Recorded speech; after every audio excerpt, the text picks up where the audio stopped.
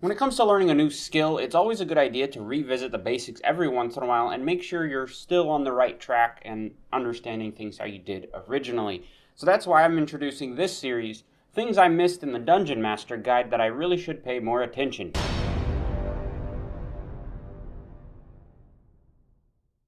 Hey fellow Game Masters, I'm Richard Quiner and welcome to the RPG Daily, your daily dose of all things tabletop role-playing games, helping you build your world and master your game.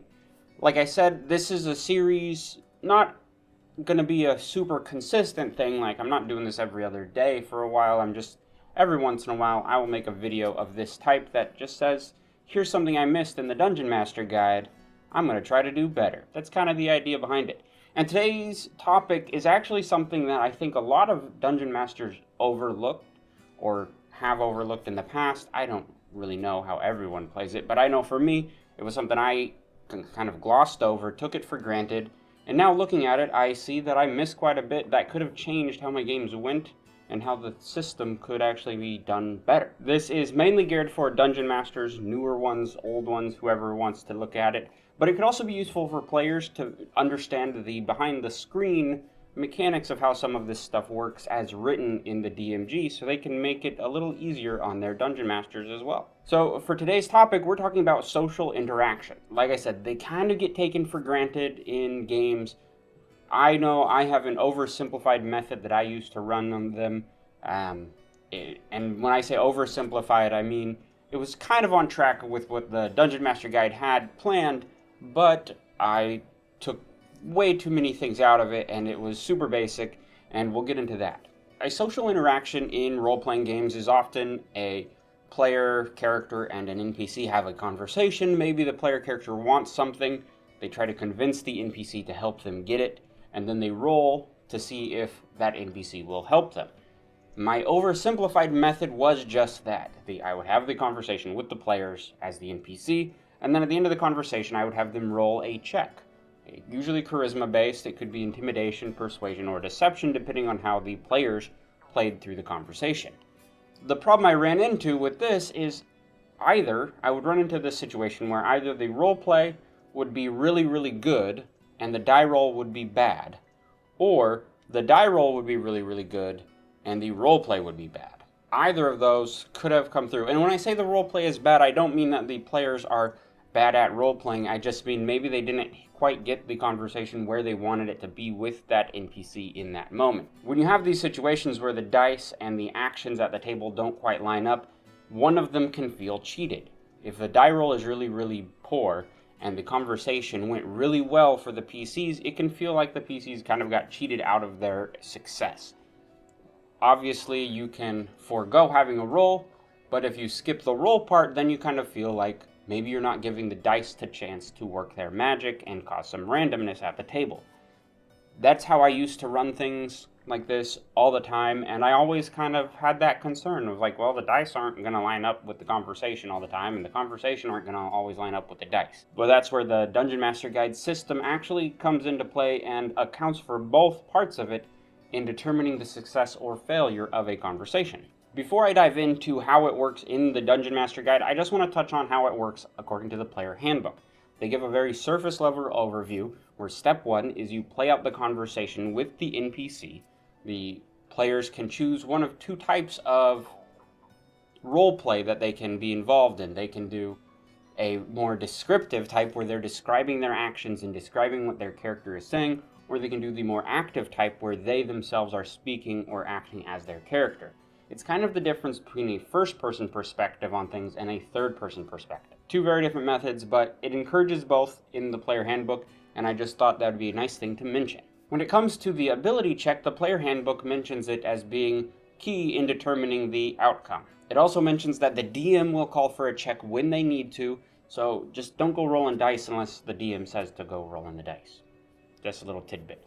That is what the players get. So now I'm going to go behind the screen and share with you what the DMG actually says, and you'll see why it's a little better than my oversimplified method I was doing earlier. And I say this knowing full well that I made the mistake. I did not look enough into it or even remember this part of the book, and I really should have done some more research to begin with, but that's why I'm here to correct that mistake. In the DMG, you are starting with 3 steps of a social interaction. Step 1 is as the social interaction is starting, you have to determine the beginning attitude of the NPC.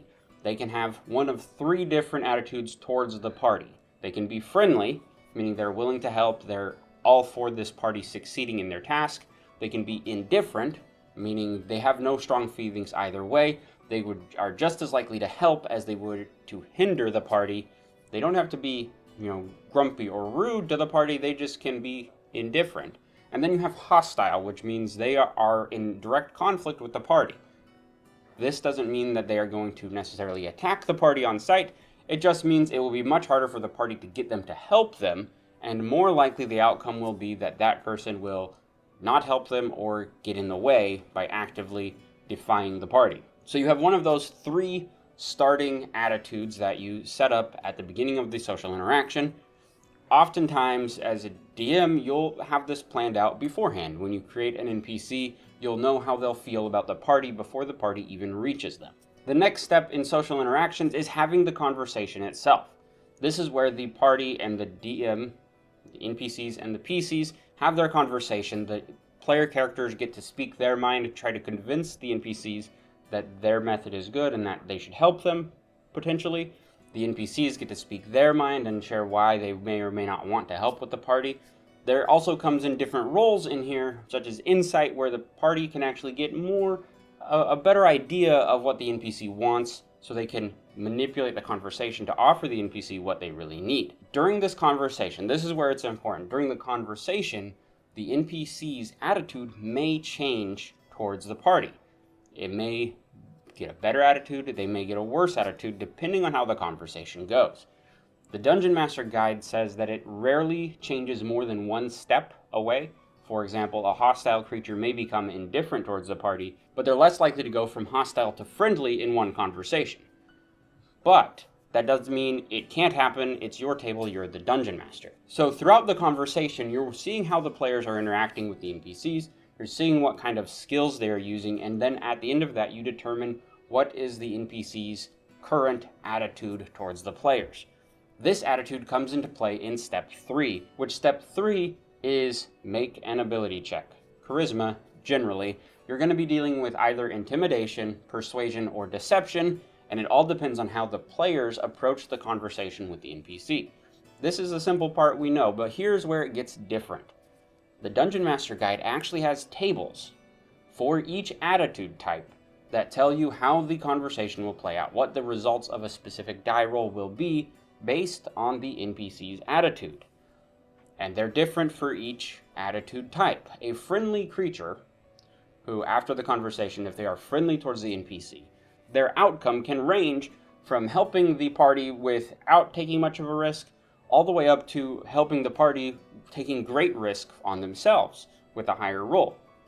A hostile creature, the outcomes would range from not helping the party at all and actively going against the party, perhaps trying to hinder them in some way, all the way up to them helping the party without taking any risk to themselves. If you have a friendly creature, the outcome based on the die roll will be different than the outcome of a hostile creature or even the outcome of a indifferent creature. It gives you the DC, so the difficulty check that you're going to want to beat, and if the players roll their ability scores high enough, you could have a really good outcome or a really poor outcome. The thing that stood out to me that I really loved about this was that extra step of the attitude of the NPCs changing during step 2 while you're having the conversation. That means the conversation matters. What the players do matters in that moment and actually has an impact on what can happen with the die roll.